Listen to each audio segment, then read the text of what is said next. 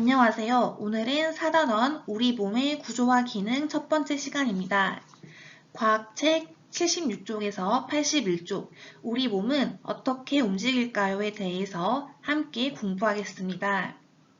공부를 시작하기에 앞서 4단원을 공부할 때 도움이 될 내용을 소개해 주겠습니다. 4단원의 각 내용들이 어떤 관계를 맺는지를 알면 각 부분을 공부할 때 훨씬 이해가 잘 될 것입니다. 먼저 영상으로 시청해 보겠습니다. 우리의 몸을 살펴보겠습니다. 우리의 몸 안에는 여러 가지 기관들이 모여 있습니다. 뼈도 보이고 근육도 보입니다. 심장도 보이고 간, 위, 큰 창자, 작은 창자도 보입니다. 여러 기관들이 우리 몸 안에 모여 있습니다. 이번에는 몸의 기관들을 분리해서 보겠습니다. 정말 많은 기관들이 모여 있네요. 이 복잡한 기관들이 우리 몸 안에 다 들어있다니 놀랍지요? 이 복잡한 기관들은 왜 우리 몸 안에 있는 걸까요? 다 이유가 있습니다.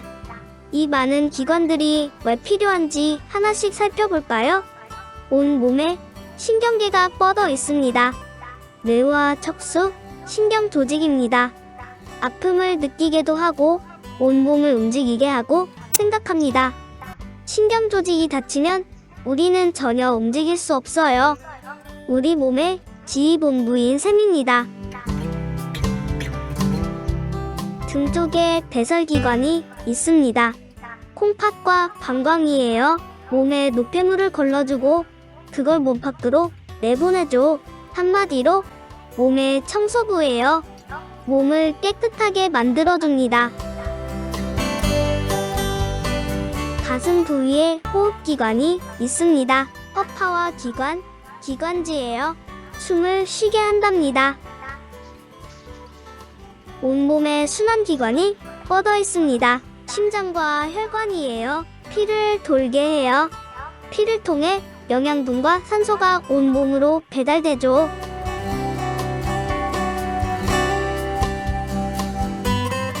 배 부분에 많은 소화기관이 몰려 있습니다. 이 식도, 위, 작은 창자, 큰 창자예요. 맛있게 먹은 음식을 소화시켜주죠. 피부, 바로 아래에 운동기관이 온몸을 덮고 있습니다. 뼈와 근육이죠. 우리 몸을 움직이게 해요. 이제까지 살펴본 기관들을 한눈에 볼 수 있도록 정리를 해보겠습니다. 이번에는 피부 바로 아래에 있는 기관부터 살펴보겠습니다. 피부 바로 아래에는 뼈와 근육으로 된 운동기관이 있습니다. 뼈와 근육 밑에는 많은 소화기관이 있습니다. 가슴 부위에 심장이 있고 온몸에 혈관이 뻗어 있습니다. 심장과 혈관은 순환기관입니다. 심장을 감싸면서 허파가 있습니다. 허파에는 기관과 기관지가 연결되어 있습니다. 이들은 호흡기관입니다. 콩팥과 방광으로 된 배설기관이 있습니다. 뇌, 척수, 신경조직으로 구성된 신경계가 온 몸으로 뻗어 있습니다. 이렇게 많은 기관들은 뇌의 명령을 받아 열심히 우리를 위해 일하고 있습니다. 4단원에서는 우리를 위해 열심히 일하고 있는 우리의 몸을 살펴보고 우리 몸을 사랑하는 시간을 가져보겠습니다.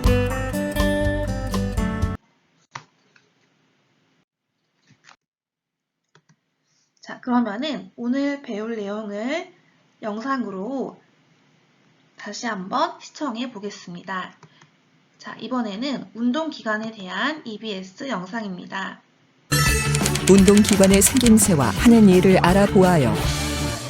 자, 그럼 우리 함께 가볍게 스트레칭 해볼까요? 자, 발을 쭉 뻗고 이렇게 돌려도 보고, 자, 이제 어깨도 돌리고, 자, 목도 돌려볼까요? 목도 돌리고. 자, 우리 이렇게 자유롭게 움직일 수 있는데요. 우리가 이렇게 움직일 수 있는 건 바로 운동기관 덕분입니다. 그런데 기관이 뭘까요? 기관부터 보면요. 우리 몸속을 이렇게 들여다보면요. 우리가 살아가는데 필요한 일을 하는 몸속 부분이 이렇게나 많이 있어요. 이런 우리의 몸속 부분을 우리는 우리 몸의 기관이라고 하는 거예요. 그럼 이 기관들 중에서요. 이렇게 움직임, 운동, 이거에 관여하는 기관을 운동기관이라고 하는 거죠. 그래서 그럼 운동기관에는 무엇이 있을까요?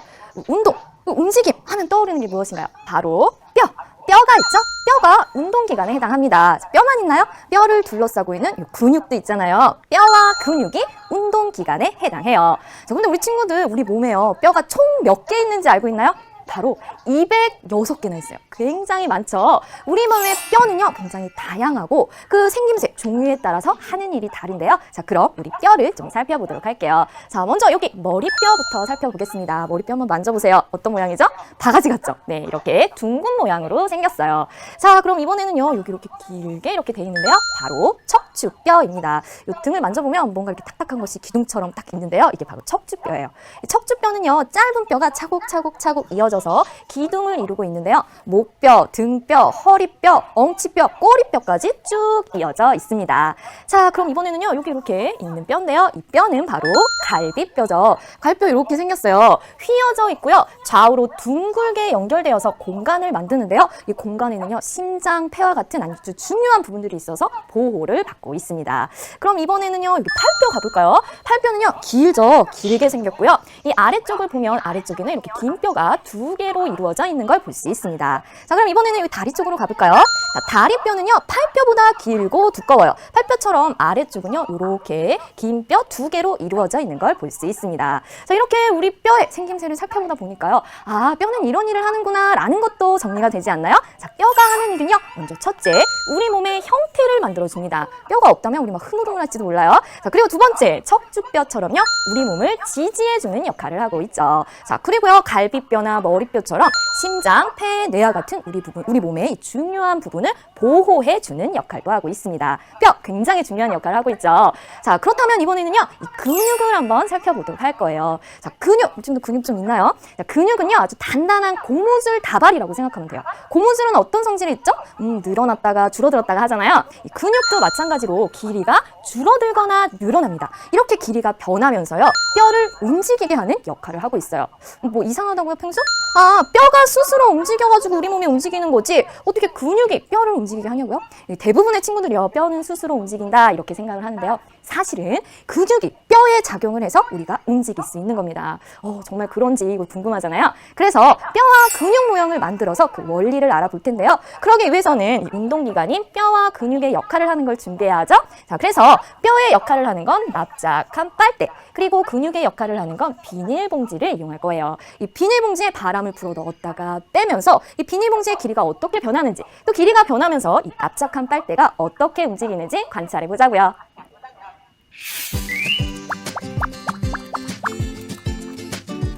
납작한 빨대의 구멍 뚫린 부분을 할핀으로 연결해요. 비닐봉지를 25cm 길이로 자른 뒤에 막힌 쪽을 셀로판 테이프로 감고 벌어진 쪽은 주름 빨대를 넣어 공기가 새지 않도록 셀로판 테이프로 감아요.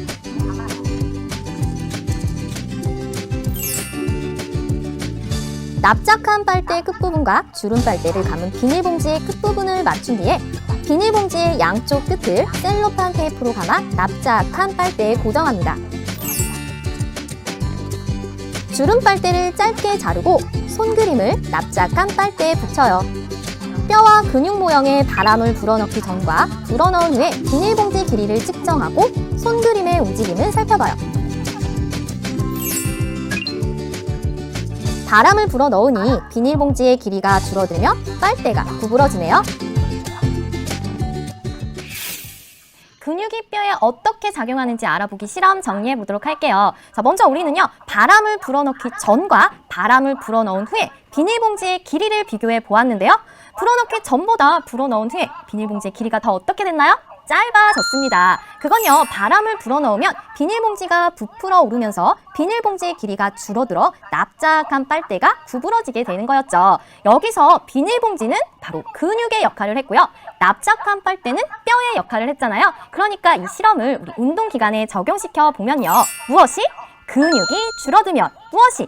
뼈가 따라 올라와 팔이 구부러지는 것이라는 것 알 수 있죠? 모형을 통해 알아보았으니까 이제 실제 운동기관의 움직임을 정리해봐야겠죠? 자, 여기 그림에 팔이 구부러진 모습과 팔이 펴진 모습이 있는데요. 팔 안쪽 근육을 잘 보도록 하자고요. 여기 근육의 안쪽을 보면 이 근육이 어떻게 되었나요? 이 줄어들어 있잖아요. 이렇게 팔 안쪽 근육이 줄어들면 뼈가 따라 올라와요. 뼈가 따라 올라오니까 팔이 구부러지게 되겠죠. 자, 그럼 팔이 펴졌을 때는요. 이 안쪽 근육이 어떻게 되어 있죠? 안쪽 근육이 이렇게 늘어나 있습니다. 근육이 늘어나면요. 팔이 이렇게 내려가겠죠. 그래서 팔이 펴지게 되는 원리예요. 자, 그러니까 이 뼈가 스스로 움직이는 것이 아니라 근육의 길이가 줄어들거나 늘어나면서 이 근육에 있는 이 뼈가 근육에 의해서 움직이는 것이라는 거 이제 잘 알겠죠? 기억해, 꼭 기억해. 오늘 첫 번째 우리의 몸속 기관, 운동기관 알아보았는데요. 운동기관에는 뼈와 근육이 있습니다. 뼈와 연결된 근육의 길이가 줄어들거나 늘어나면서 뼈가 움직이는 것이라는 것 기억해야 하고요. 이렇게 뼈와 근육이 있기 때문에 우리는 다양한 자세로 움직일 수 있고 또 물건을 들어 올릴 수도 있다는 사실, 운동기관이 하는 일 꼭 기억해 주세요. 시청한 영상의 내용을 좀 더 자세히 공부해 보겠습니다. 첫 번째, 뼈 모형 만들기. 두 번째, 뼈와 근육의 생김새. 세 번째, 뼈와 근육이 하는 일. 네 번째, 근육이 뼈를 움직이는 원리 순으로 정리해 보겠습니다. 네, 먼저 뼈 모형 만들기는 똑딱 단추가 필요하여서 이 부분은 학교에서 수업 시간에 같이 만들도록 하겠습니다. 두 번째, 뼈와 근육의 생김새에 대해서 공부해 보겠습니다. 뼈와 근육은 우리 피부 바로 아래에 있는 기관입니다. 먼저 기관이 무슨 뜻인지 알아보겠습니다. 기관이란 필요한 일을 하는 몸 속의 부분입니다. 하는 일에 따라서 이름이 붙여집니다. 이번 단원에서는 운동기관, 소화기관, 호흡기관, 순환기관, 배설기관, 감각기관에 대해서 배우게 됩니다. 오늘은 그중 피부 바로 아래에 있는 운동기관인 뼈와 근육에 대해서 공부해 보겠습니다. 자, 이 부분에서 문제를 하나 내겠습니다.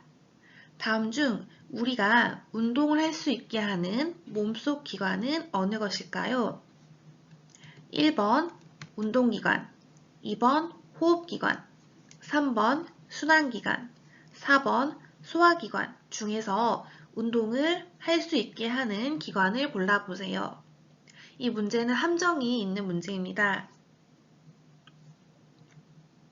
네, 정답은 1번, 2번, 3번, 4번 전부입니다. 대부분 1번 운동기관을 골랐을 것 같습니다. 정답이 왜 1, 2, 3, 4번이 되는지 설명해 보겠습니다. 우리가 운동을 하기 위해서는 운동기관이 당연히 필요합니다. 하지만 몸의 다른 기관들이 영양분과 산소를 공급해줘야 운동을 할 수 있습니다. 이 부분은 뒤에서 배울 것입니다. 뼈와 근육은 다른 기관들의 도움을 받아서 최종적으로 운동을 하고 있어서 붙여진 이름입니다. 즉, 몸속 기관들은 서로 도와야지 자기 일을 할 수 있습니다. 이걸 이해하는 것은 사실 쉽지 않습니다. 앞으로 소화기관, 호흡기관, 순환기관 등을 배워나갈 텐데 소화기관은 소화기관대로 혼자 일한다고 생각하거나 호흡기관은 호흡기관대로 혼자 일한다고 생각하거나 이런 식으로 따로따로 이해하지 않길 바랍니다. 자, 그러면은 먼저 뼈의 생김새를 살펴보겠습니다. 이번에는 근육의 생김새를 관찰해 보겠습니다. 근육은 피부의 바로 아래쪽에 있는 조직입니다. 그래서 손으로 만지면은 근육이 느껴집니다.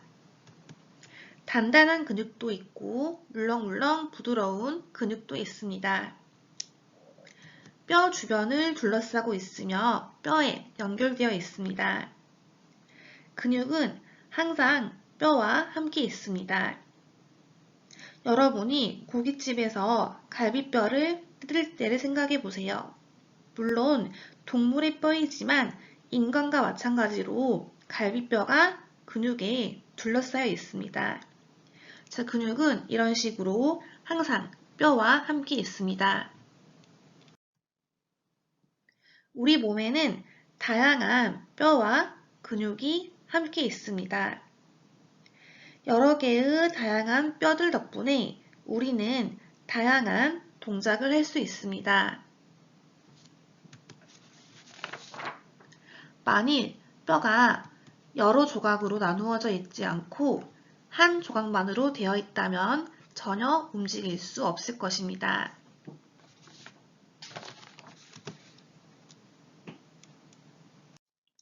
세 번째, 뼈와 근육의 하는 일.